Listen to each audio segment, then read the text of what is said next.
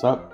Were you ever able to check out my short film opening that I did for my media study stuff? Yeah, actually, I did. It was pretty good, and I had some questions for you that I wanted to ask you. Really? Yeah. For a few days, I wrote them down just in case. I don't want to forget. As I was checking your product, and how does your product use or challenge conventions, and how does it represent social groups or issues? Well, in my film, I was trying to kind of have a representation of people with Alzheimer's and dementia.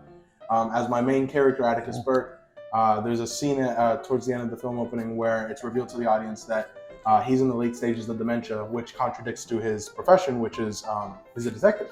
Mm. So it really just allows a light to shine on a lot of people that aren't even aware of what dementia and Alzheimer's has an effect on people. And with me personally, having family members, past and present, that are dealing with dementia and Alzheimer's, it's a very personal and connected topic to me. Very interesting, very interesting. And how does your product engage with audiences, and how would it be distributed as a real media text? Well, I think that while it may not be as relatable as some other movies may be, there's still things that an audience can kind of grasp with my characters. I have them kind of listed as stereotypes. You know, I have like a kind of like a cool guy. I have a well-mannered person. I have like the hothead chief and stuff. You know, it's just very basic personality types that anybody can connect with. Everybody has those emotions of rage, and people have moments where they're shy.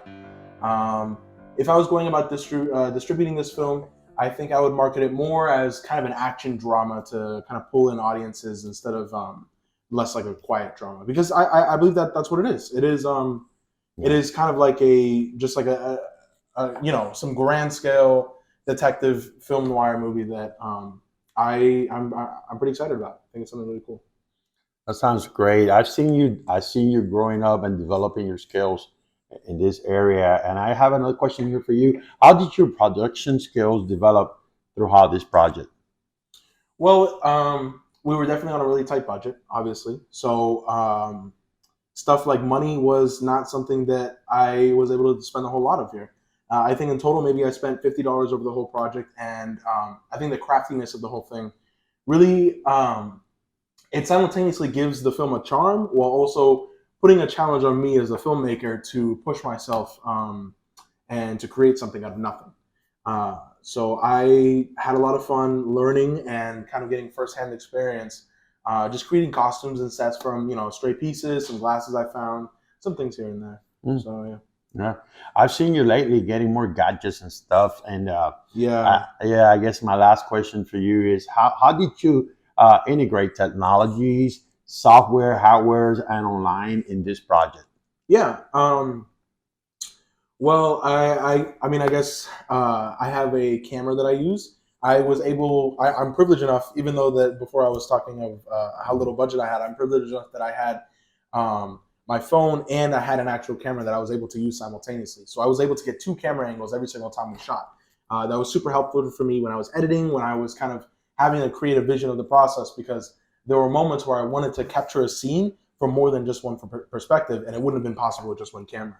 Another thing is that we were using mics just like these that I have on. You have one on too. We were using the exact same things. I have a gimbal that I was using for my phone to create a more steady, smooth motion. Um, and In your computer. and my computer, yeah. I have a computer where I'm able to edit and use software like Adobe Premiere to create what I created, and I'm pretty excited about that. So Very cool, very cool. Congratulations. thank you. Cheers. Cheers to that.